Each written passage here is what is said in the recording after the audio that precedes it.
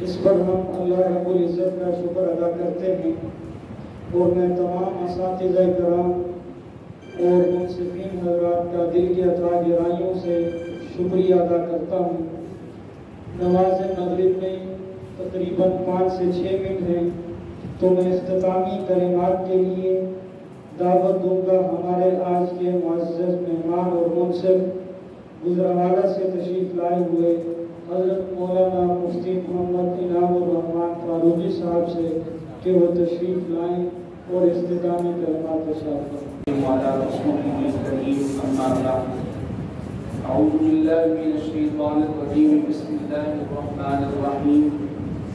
یا ایھا المدثر قم فانذر وربک فکبر وثیابک فطہر، صدق اللہ العظیم۔ گرامی قدر احباب، اس وقت ہم خطابت کے ماحول میں بیٹھے ہیں۔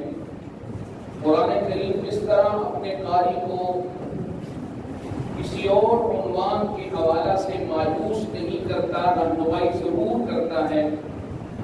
اسی طرح اگر ہم خطابت کی رہنمائی قرآن سے لیں تو اللہ رب العزت نے ایک خطیب کی صحیح منہج پہ تربیت فرمائی ہے۔ کمی ہمارے اندر ہوتی ہے کہ ہم ممبر و محراب کے وارث بننے کی تیاری کر رہے ہوتے ہیں، 8 سال 10 سال کی محنت کے بعد ہم ممبر و محراب سنبھال بھی لیتے ہیں، لیکن خطابت کے اصول، خطابت کی ضروری چیزیں، لوازم، خصائص، خصوصیات وہ ہم قرآن سے نہیں سیکھتے۔ سورہ مدثر کی جو ابتدائی میں نے آیات کریمہ کی تلاوت کی سعادت حاصل کی، اس میں اللہ رب العزت خطیب کے کچھ اوصاف بیان کر رہے ہیں۔ فرمایا یا ایھا المدثر، نبی علیہ السلام چادر اوڑھے، آپ صلی اللہ علیہ وسلم کمبل اوڑھے۔ آپ کی یہ ایک صفت ہے، آپ کا یہ عمل ہے، آپ کا یہ ایک فعل ہے۔ اس لفظ نے اشارہ کر دیا ہے، خطیب کی رہنمائی کر دی کہ خطیب جب قوم کے سامنے آئے تو اس کا کردار اور اس کا عمل اتنا خوبصورت ہونا چاہیے کہ اس کا تذکرہ 4 لوگوں کے سامنے کرتے ہوئے فخر محسوس ہو، اس کی ایسی شخصیت ہو، اس کا ایسا کردار ہو، اس کی ایسی چال چلن ہو کہ جس طرح حضور کو اللہ فرما رہے یا ایھا المدثر، یہ ایک عمل ہے، ان کی ایک حرکت ہے، یہ ایک فعل ہے۔ فرمایا خطیب کو بھی اچھے افعال کا حامل ہونا چاہیے۔ پھر فرمایا قم، کھڑا ہو جا۔ اشارہ ہے کہ خطیب حالات کے سامنے ڈر کے نہ رہے، مداہنت اور مفاہمت کا شکار نہ ہو، جہاں حق بیان کرنا ہو قم، میدان میں کھڑا ہو جائے۔ نہ وہ اسباب دیکھے، نہ افراد دیکھے، نہ دوست دیکھے، نہ دشمن دیکھے، قم، جرأت کے ساتھ میدان میں اترے۔ اور آگے فرمایا فانذر، میرا حبیب صرف خوشخبری اور بشارت کا پہلو آپ کی خطابت میں نہ ہو، بلکہ لوگوں کو ڈرانا بھی ہے۔ یاد رکھیے خطابت کے میدان میں جناب نبی کریم صلی اللہ علیہ وسلم کی 2 صفتیں قرآن نے ذکر کی ہیں، بشیر اور نذیر۔ بشیر یعنی خوشخبری سنانے والے، نذیر ڈراوا دینے والے، ڈرانے والے، وعید والے۔ نبی علیہ السلام کی صفت بشیر آج کے دور میں اگر آپ نے دیکھنی ہے، صوفی حضرات میں دیکھنی، ان میں بشارت کا غلبہ ہے۔ وہ لوگوں کو بشارتیں سنائیں گے، فضائل سنائیں گے، اتنی نمازوں، ایک نماز پڑھو تو اتنا ثواب ہے، والدین کو دیکھو تو یہ ثواب ہے۔ اور آپ کی جو صفت نذیر ہے، اس کو اللہ نے فقہاء کی صورت میں باقی رکھا ہے۔ فقیہ کے خطاب کے اندر انذار ہونا چاہیے، ڈراوا ہونا چاہیے، لوگوں کو ڈرائے حالات سے، واقعات سے، وقائع سے، گناہوں سے۔ تو فرمایا فانذر، میرے حبیب تیری تقریر میں ڈراوا ہونا چاہیے۔ کیوں؟ اگر بہت زیادہ خوشی کی باتیں، خوشخبریاں ہی ہوں گی تو لوگ اپنے لیے بہت سارے راستے آسان کر لیں گے۔ فرمایا فانذر، آپ کی تقریر کا یہ، اسی لیے حضور نے فرمایا انا النذیر العریان، میں ننگی تلوار ہوں، میں واضح طور پہ ڈرانے والا ہوں۔ آگے فرمایا وَرَبَّكَ فَكَبِّرْ، خطبہ کی اصلاح کر رہا ہے قرآن کریم. وَرَبَّكَ فَكَبِّرْ، اپنے نمازیوں کی خوشامد نہیں، انتظامیہ کے افراد کی وجہ سے مسائل میں مفاہمت نہیں کرنی. وَرَبَّكَ فَكَبِّرْ، خوشامد کس کی کرنی ہے؟ اللہ. کسی کے ڈر کی وجہ سے مسئلے کو چھپانا نہیں اور کسی کو خوش کرنے کے لیے جھوٹی بات کرنی نہیں. وَرَبَّكَ فَكَبِّرْ، خطابت کے اندر خوشامد چلے گی تو صرف اللہ کی چلے گی. اور آگے کیا فرمایا؟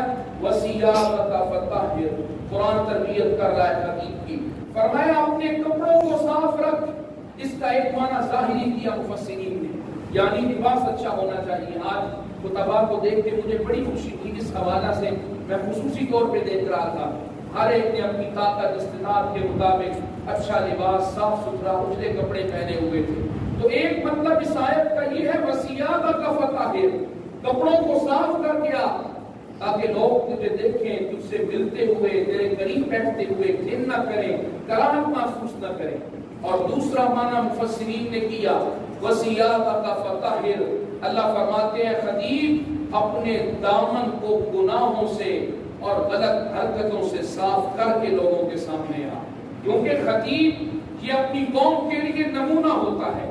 علماء بیٹھے ہیں، میرے معزز اساتذہ کرام تشریف فرما ہے.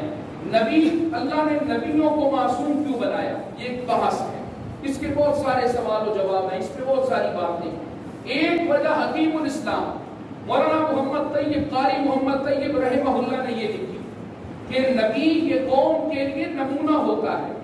اگر نبی کے افعال و اعمال میں ہی بری چیز آ جائے، گناہ آ جائے، خطا آ جائے، تو پھر وہ نمونہ لوگوں کے لیے اچھا نمونہ ثابت نہیں ہو سکتا. اس لیے انبیاء کو معصوم بنایا. اب یہ علماء اور خطباء انبیاء کے وارث ہوئے تو ان کو بھی چاہیے کہ حتی المقدور کوشش کریں اپنے دامن کو صاف رکھیں تاکہ لوگ آپ کی تقریر سے بھی متاثر ہوں اور آپ کے معاملات سے بھی متاثر ہوں. یاد رکھیے لوگ صرف ہم خطیبوں کی، ہم علماء کی واعظی اور الفاظی اور جرأت بیانی ان چیزوں سے متاثر نہیں ہوتے. لوگ ہمارے اعمال بھی دیکھتے ہیں. ہم جامعہ عثمانیہ تاروگن میں پڑھتے تھے، وہاں حضرت مولانا حضرت کانوی کے پوتے ڈاکٹر سعد صاحب وہ تشریف لائے تھے ہمارے ختم بخاری پہ بیان کے لیے. انہوں نے ایک واقعہ سنایا تھا، میرے ذہن پہ بڑا نقش کر گیا اور میں اکثر اپنے بیانات میں تربیتی گفتگو کا کہیں موقع ملے تو عرض کر دیا کرتا ہوں. بالکل آخری بات کہ پشاور کے علاقے میں ان کے ایک شاگرد کو تقریباً 10 سال کے بعد مسجد سے انتظامیہ نے جواب دے دیا کہ آپ جاؤ کسی اور مسجد کو تلاش کرو. فرماتے ہیں میں نے اپنے شاگرد سے جب وجہ پوچھی تو انتظامیہ کے مطابق وجہ یہ تھی کہ جب وہ اپنے گھر کی سیڑھیوں سے اتر کے مسجد کی طرف جاتا ہے تو تھوڑا سا درمیان میں علاقہ اور فاصلہ ہے، اس پہ جوتا اتار کر وہ جوتا دائیں ہاتھ میں پکڑتا ہے. حالانکہ یہ ایسی چیز ہے جس کو بائیں ہاتھ میں پکڑنا چاہیے.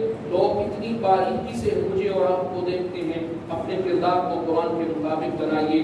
میں اس کامیاب تقریری مقابلہ پر اپنے اساتذہ کو، اپنے بھائیوں کو مبارکباد پیش کرتا ہوں اس دعا کے ساتھ کہ یہ سلسلہ آئندہ بھی قائم و دائم رہے. وما علینا الا البلاغ.